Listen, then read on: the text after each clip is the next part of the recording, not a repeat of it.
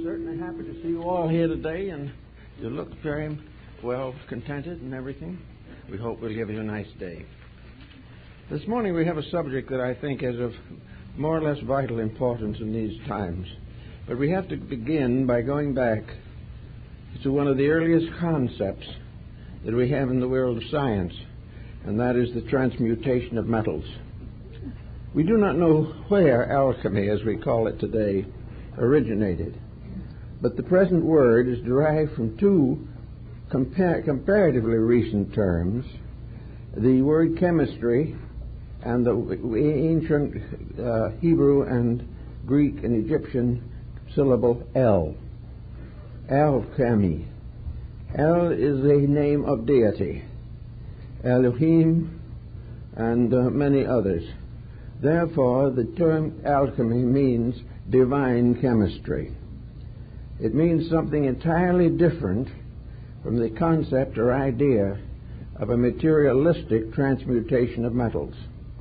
But very early in China, even in India, later in Japan, in many parts of the European continent, chemists arose laboring with the concept of the transmutation of actual physical substances.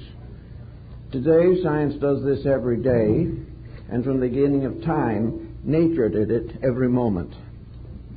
Actually, to deny that it is possible to transmute or transform a substance is not scientifically sound. Every moment, transmutation is going on around us and within us. The whole system of digestion, the nutritional problem faced by every living creature, is a fine example of basic alchemy, a divine process of transforming substances until they serve the various utilities which are necessary for survival. Paracelsus von Hohenheim was a physician for the family of the Fuggers in Germany. They were the great mining family, with mines all over Europe. He was the doctor in charge of the possible accidents and sicknesses that afflicted the workmen. While there, he experimented and wrote considerably on the subject of alchemy. He pointed out, for example, that in the area where the various metals were mined for the Fuggers, grape orchards and vineyards stood on the outer surface, on the surface of the earth, beneath which these mines were located. Those mines which were involved with gold had a peculiar circumstance involved in them. If you took the grapevines that grew on the surface and burned them, you would find gold. In other words, the roots of the plants were picking it out of the earth also. Years ago, we had a character here in Los Angeles who has gone to his blessed reward, who was an alchemist. And naturally enough, for an alchemist who had to make a living, he had a cheese factory, which, by the way, if you study it carefully enough, is part of our story. But no one thinks that far. But this alchemist one day showed me a little glass retort about an inch and a half tall, about less than the size of a pullet egg. But in this was a little rock, and on the rock was a tiny flare of gold. It looked under a strong glass like a little flower, but it was actually gold growing in a hermetically sealed vessel. I tried to get the right to keep this as a preservation or as a proof of something, but I was never able to get it away from him. But anyway, he insisted that this little gold tree or little gold thread-like vine, a leaf, a fern leaf-like thing, had actually grown in this bottle from the rock upon which it was still attached. That actually gold grows. Von Hohenheim also stated this, that areas where mining had exhausted all known gold supplies, 100 years later, gold was found again. In some way, gold continued to reproduce itself from a kind of seed. So gold gradually came to be a symbol, and it was as a symbol that it was of most interest to the mystical alchemists of the 16th and 17th centuries. To them, gold was simply a symbol of the human soul and the divine soul. Gold to them was a spiritual agent. It was a symbol of what man is as a mortal creature and how this mortal creature can be transformed into a divine, enlightened power. Gold in alchemy in the 17th and 18th century was a synonym for soul. It was that part of man's nature which combined the elements which we find today symbolically in the symbol of Mercury. The ancient system or triad for the production of gold was salt, sulfur, and mercury. Salt being a symbol of body, sulfur being a symbol of spirit, and mercury being a symbol of the binder or the uniting substance, that which was capable of transmuting one into another. Therefore, the human being, in a sense, is spirit, soul, and body. The spirit as belonging to eternity, the body belonging to the earth and matter, and Mercury a mysterious symbol to the combination or union of heaven and earth in the transmutation of life from a divided substance to a united essence. This type of thinking was the problem of almost all of ancient philosophy. Paracelsus and others warned the alchemists not to center their attention upon the transmutation of metals, but, as von Welling tells us in one of his alchemical writings, that which is true on a spiritual level must also be true on all other levels. And if it is possible to transform mortality to immortality in man, it is also possible in nature, it is possible in all the kingdoms of life, and it is possible of all the substances which make up the created universe. So Paracelsus did not deny the transmutation of metals, but warned that the acceptance of this as the primary factor in alchemy was a mistake, and that as a result of this mistake, most alchemists failed, because they failed first of all to set up the transmutation within themselves, by means of which the true understanding of the mystery could be developed within their own consciousness. In other words, as another alchemist said, there are seeds of life in everything. In India and China and Japan, these are called the Buddha seeds. They are the seeds of all essences and substances. All things grow from their own seed, root, or cause. And the cause of immortality is in every created mortal creature. The seed of immortality is in man. The seed of all knowledge is within the human being. The seed of all hope and of all life and of all wisdom and all understanding, all these are locked within the individual. And they must grow as plants grow. They must gradually overcome the resistance of ignorance. They must day by day and year by year spread their life in all ways. The tree of wisdom grows from the human mind. The tree of love comes from the human heart. The tree of God comes from the eternal seed within the consciousness of the human being. So all of alchemy was primarily a release or a revelation, a transmutation of ignorance into wisdom, a transmutation of death into life everlasting, a transmutation of ignorance into wisdom. And all this was done by a very elaborate process. The secrets of transmutation are beautifully and symbolically set forth in a number of works. Many chemists were deceived by the terms, however, and felt that the formulas were purely physical, but they were not. They were all keys to the release of the infinite life locked within existence itself. Transmutation was transformation, regeneration, resurrection, restoration, reformation, all these things are releases of the seed of eternity within time, the seed of life everlasting in the symbolic substance of illusional disintegration. So we take this point to view a little bit to study the subject which is of great concern to us at the present moment, the regeneration of human society. Now, there are many attitudes on this particular subject. Many feel, for instance, today, in a general disillusionment, that the hoped-for restoration is far removed. Others doubt its reality, just as scientists have doubted that gold could be made from base metals, so politicians and diplomats doubt seriously that peace can be brought out of the confusion in human consciousness. Everywhere, dissolution, division, and mortality rules human relationships. This, however, is contrary to universal law. There is within humanity as a collective also the seed of its own regeneration. Everything grows from seed.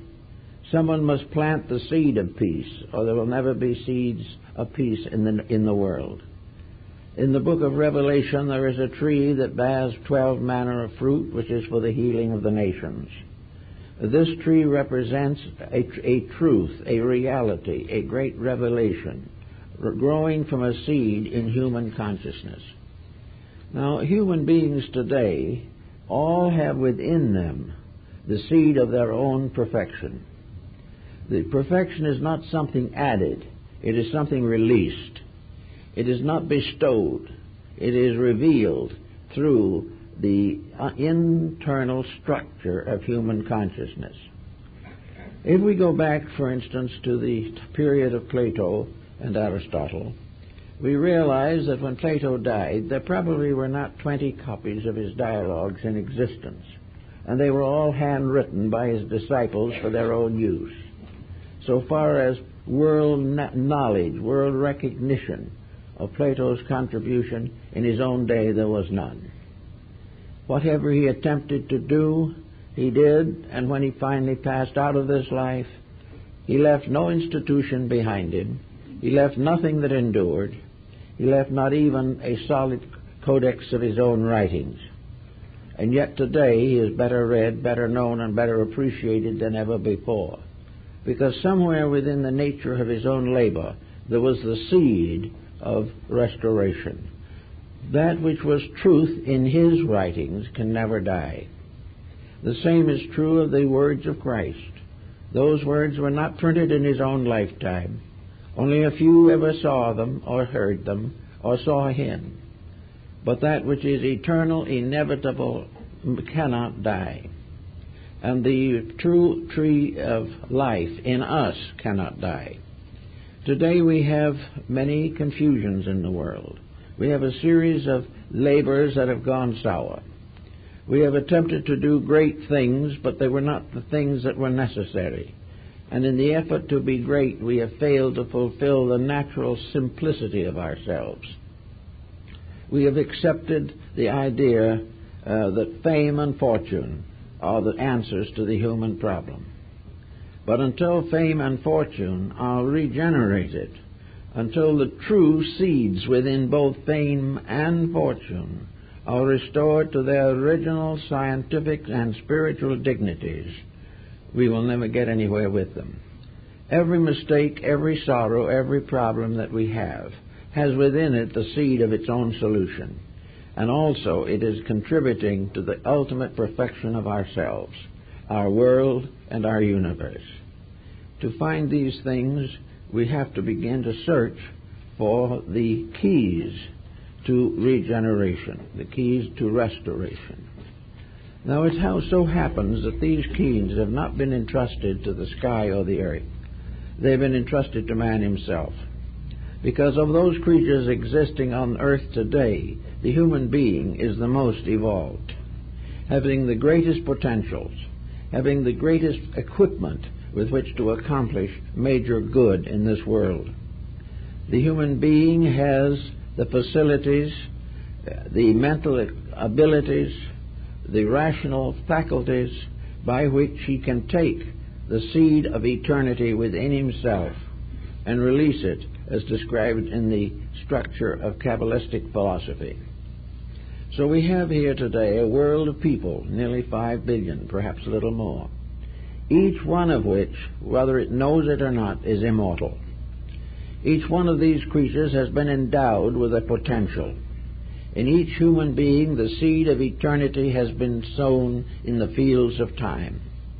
The human being could not breathe, could not walk, could not think, could not exist if eternity was not within him.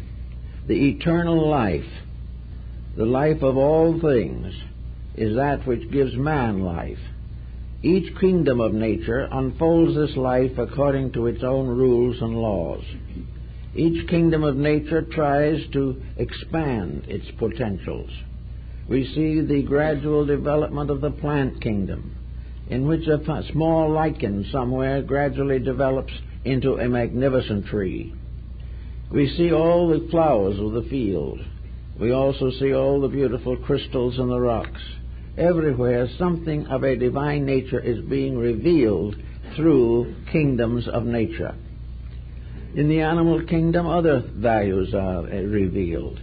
We discover perceptions and reflective powers that we do not even take for existing, let alone take for granted. Then we finally come to the individual, the human being, who is the sum of all this evolutionary process. Here we have a being of which, for instance, we can mention such beings as Leonardo da Vinci. We can think in terms of Michelangelo. We can think of terms of Stradivarius or any of the great leaders of human arts, crafts, and revelations. We can think of the saints and the sages, all of the different degrees of development and unfoldment that already are obvious in the human being. They are obvious because he is endowed with them. They are obvious because they are manifestations of the thing that makes him exist, and that is the divine seed of life within himself.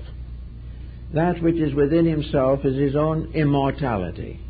It is also in that part of him which functions in his daily life. It is that power within him which digests his food, keeps his heart beating, controls and regulates digestion and elimination.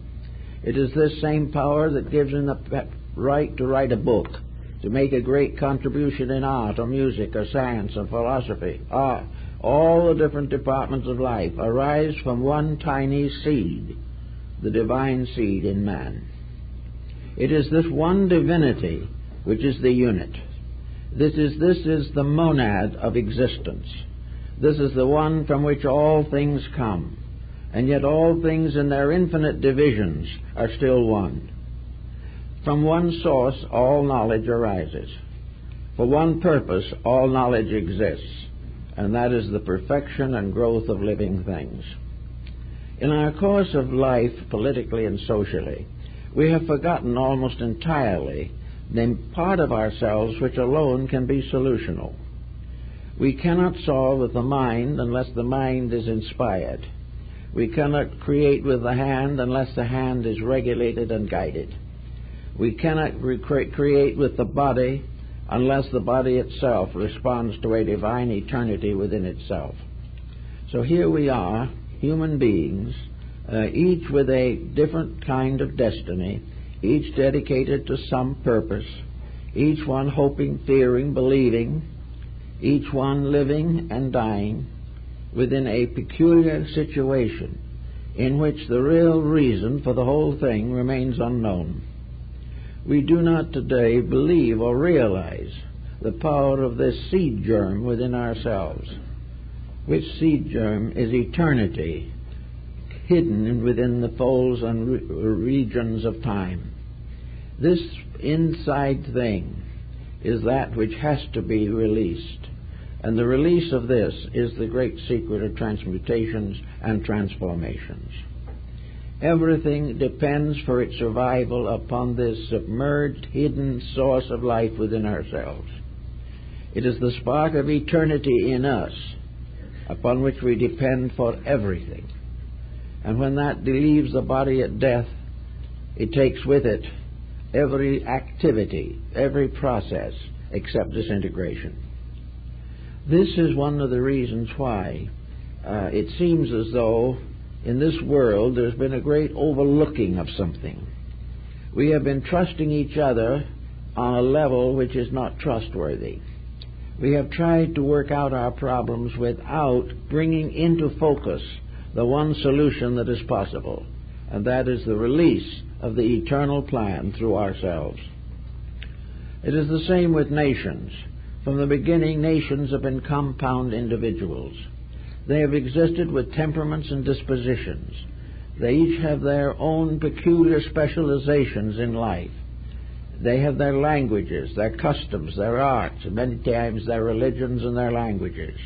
All these are parts of a unit, and the unit of a nation is a kind of collective atom. For each atom is a personification of a racial, a cultural, or a social problem or pressure. So in the atom problem, we have the atom who is Greek, the atom who is Chinese.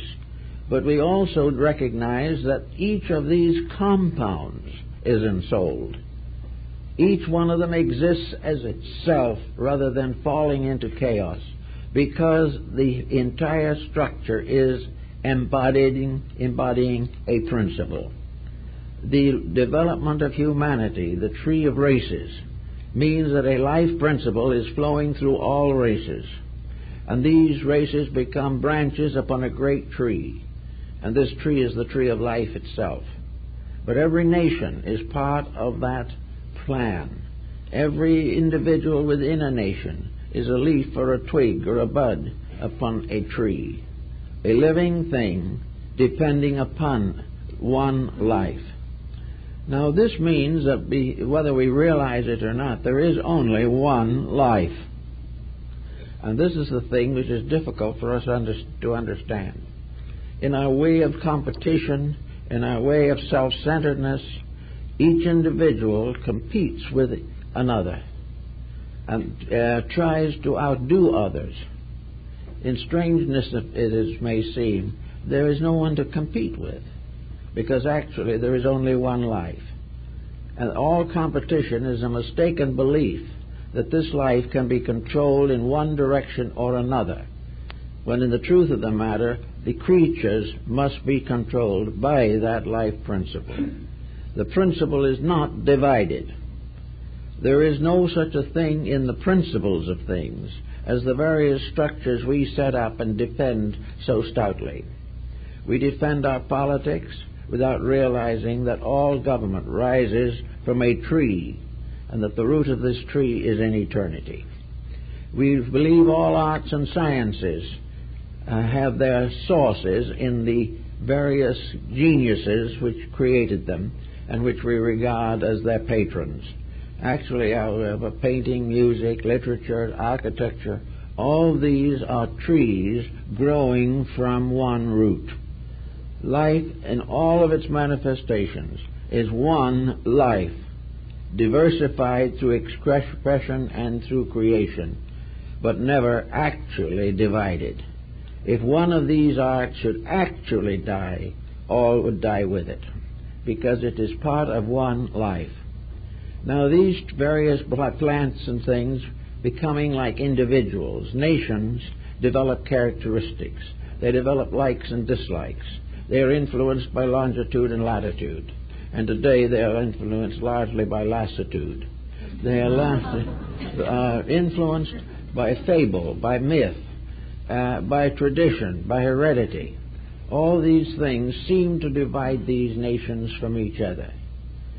But as we find so clearly pointed out in the Shakespearean plays, some of them, especially The Merchant of Venice, every one of these various factors depends upon a common feeling, a common reality. If a child dies, does not its parent weep, regardless of race? If someone is killed in an accident, is there not a tragedy, whether we know that person or not? If a nation destroys itself, or tries to, is this not a catastrophe, regardless of what nation it is? Is it more beneficial to life for a small country to die than for a great one? All are one. There is only one nation, and that is the humanity itself. There is only one art, the art of living. There is only one science, the science of salvation. There is only one religion, eternal hope of good. So if we can begin to get this oneness out of to where we can see it, it can do a great deal with it. And yet to the average person, this oneness is more or less obviously necessary, but no one pays much attention to it. We think of each person coming into the world as an individual, free to do what they want to do, and that the life within them is bestowed in order that they may be able to do what they please. So the divine within us is used to advance the human and material ambitions that we develop. Each person seems to feel that he can build a different structure upon the one life which made him alive. He seems to believe or think that he can create a destiny for himself, using this one divine power as eternal life, but that divinity is merely a fuel which permits him to do as he pleases. Then in spite of everything to the contrary, the individual is not responsible to anything for the use he makes of everything. This is a factor which we have never been able to completely overcome. But we're getting more and more into the situation where if we can't understand it, we're going to be in a very bad way. We are still hoping that some way, in some manner of our own conjecturing, that we're going to be able to arbitrate these differences, that each individual will be able to continue to do as he pleases, but in some way the power to please in a destructive manner will be reduced. I think the answer to this is something for science to give a lot of thought to, because the first thing we need to know now is the thing that science can't tell us, and that is, what is life? What is the eternal energy that sustains things? What is the mysterious seed from which all life comes? In what ground is mortality planted? In what part or field of space does evolution move? Actually, we have to look very carefully to see what is life. Is life motion? Not necessarily. Is life ambition, hope? Is it tragedy or comedy? Is it contained within any structure that we have developed? The only sensible way that we can really approach this is the way we have never used, and that is to recognize that in substance all of these things are the same. They are all specializations within an indivisible reality. While we try to make separation real, while we are in a competitive relation with life, we cannot transmute our own activities and restore the unity which is necessary for survival. We have to gradually recognize this problem of alchemical transformation. But before we can really accept it, we have to have some psychological proof, some form of evidence to give us confidence that this is true. It is not enough just simply to say it. We must in some way become aware, completely aware, of this inevitable reality. So aware and so conscious of it that we are enabled to develop its resources within ourselves and share them with others. The alchemists, and they're working in their little laboratories, were all looking for something. We find many accounts of them, and in several great European cities there are the old buildings called the houses of the alchemists, famous even now because at some time a mystical chemist lived there and labeled to perfect his works. Now, if this alchemy of the problem is real, how are we going to find out about it? How can we transform this searching into a discovery. Well, in the old alchemical system, there was a mysterious being called Elias the artist. Elias is the patriarch referred in the Bible as one who went to God without death. And this mysterious power, Elias the artist, would come in the night to some alchemist who was considered worthy and would give him the secret, or give him perhaps a few grains of the elixir of life, of the transmutation, would stay a little time and then disappear and never be seen again. And in each case, the Elias power left some proof behind it. It left evidence to the chemist himself that there was an answer, that there was a solution. And in some cases, as in the case of Symbolism, this powder actually was used by him to transmute base metals. And apparently, physically, he believed at least, it accomplished this end.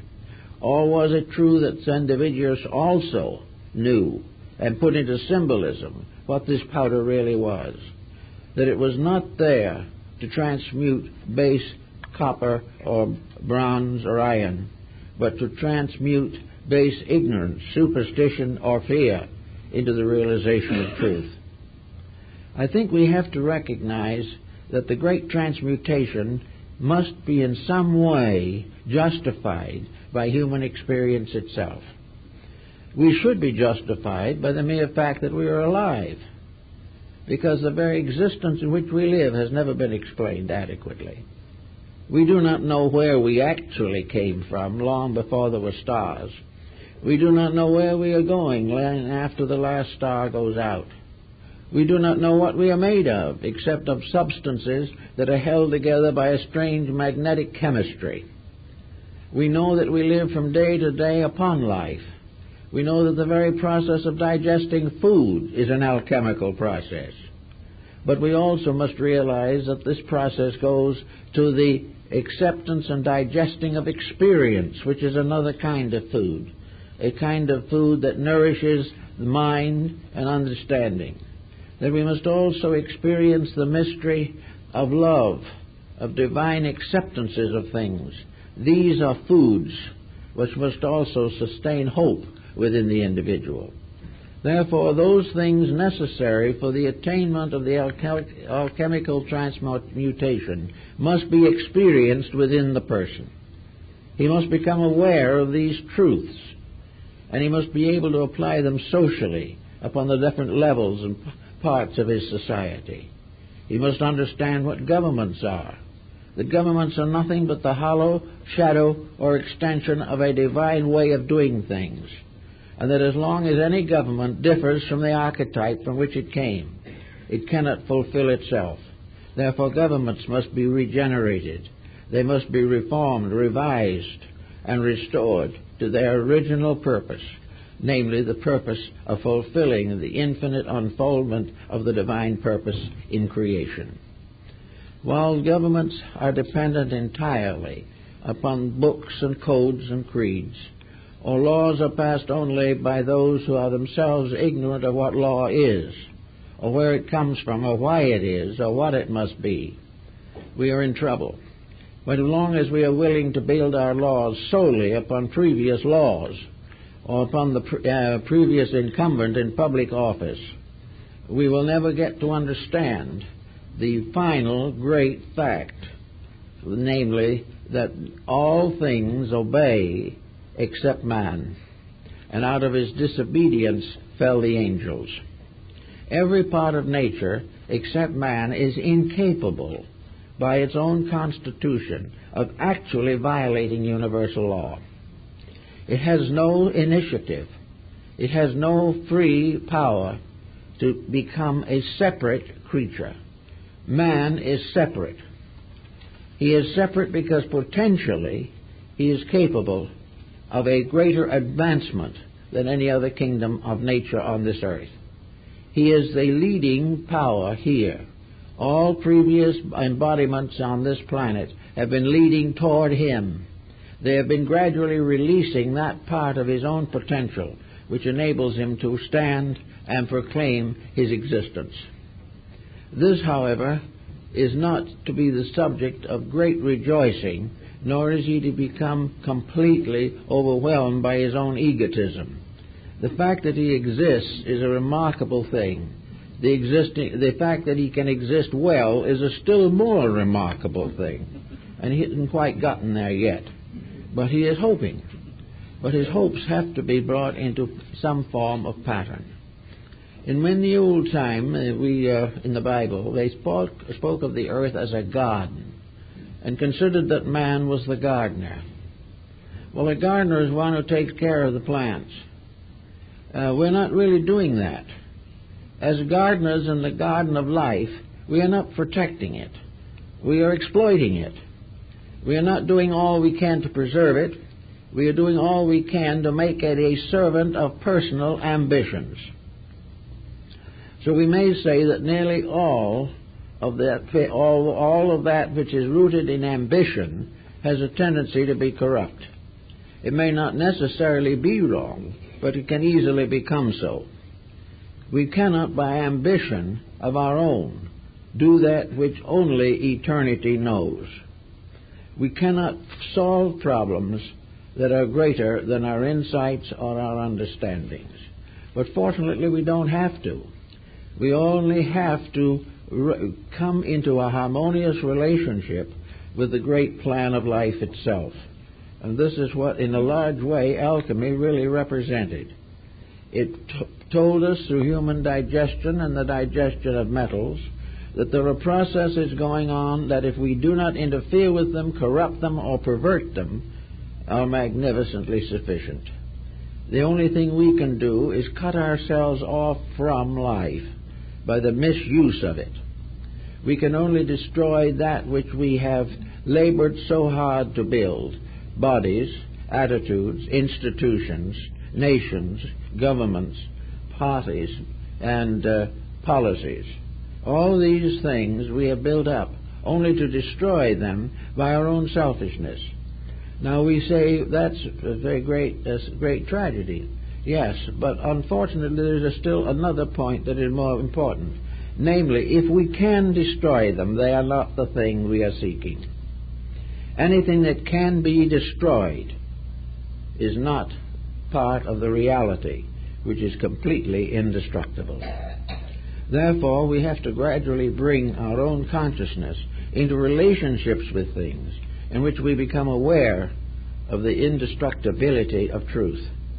Until we realize this, we will continue to destroy idols we have set up, falsehoods we have deified, until finally we turn against them. Now, in the closing years of the present century, many of the ancient esoteric arts have come back into focus. 50 years ago, an astrologer was considered to be mildly mad. Today, he is becoming more and more interesting, and not only to humanity, but to the sciences. And there are a great many liberal thinkers who, in the last generation, would never permit themselves to study such matters.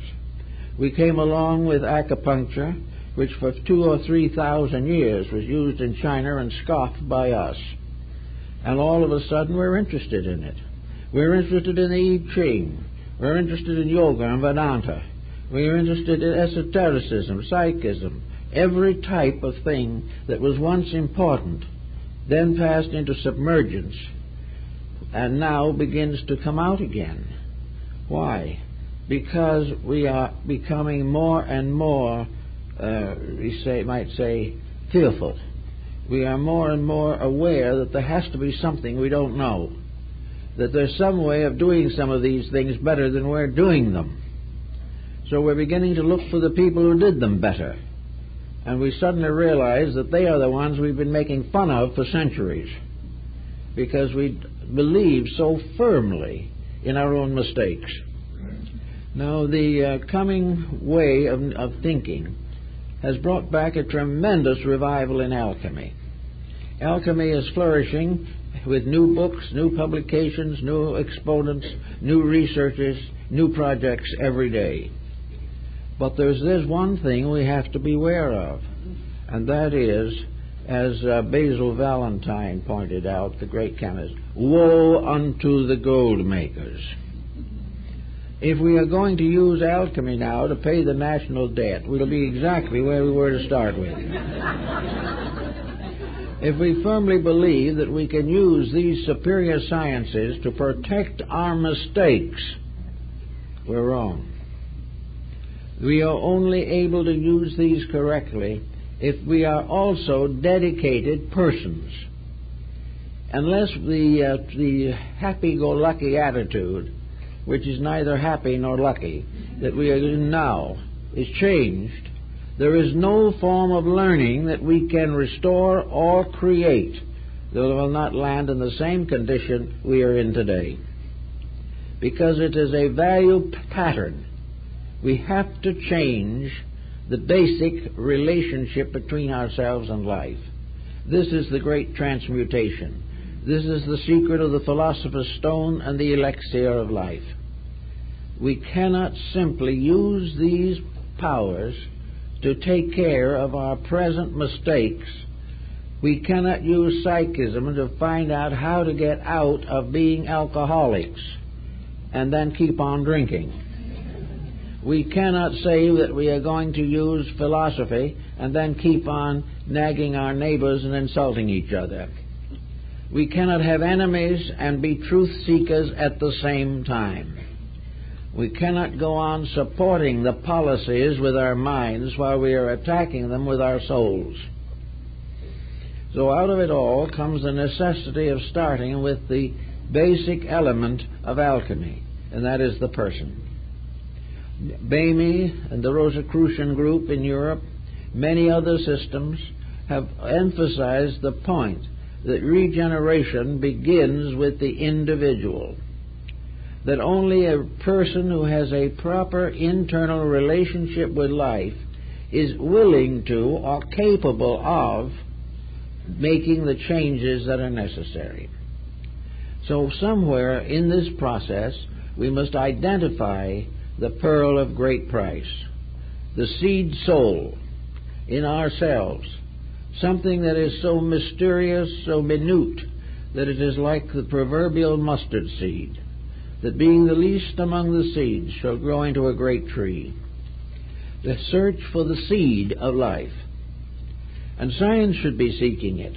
Everything should be seeking to know that which is locked within something so small and so abstract that we cannot even distinguish it or analyze it, and yet from which flows all existence, all condition, all progress, and all reality. Here is the tiny germ, which is the greatest thing in the world, far greater than anything we know. And it's in us, and one thing we can prove that. We can prove it by the fact that we're here this morning. We can prove it by the fact that we can raise a hand, that we can drive a car, that we can enjoy a bad program on TV. All these things are proofs of something. The fact that we like one thing and dislike another, believe one thing and disbelieve another, these are all evidences of the presence within ourselves of a power, of a life reality, a germ of eternity by which we exist. We are not the only ones. That germ is in everything.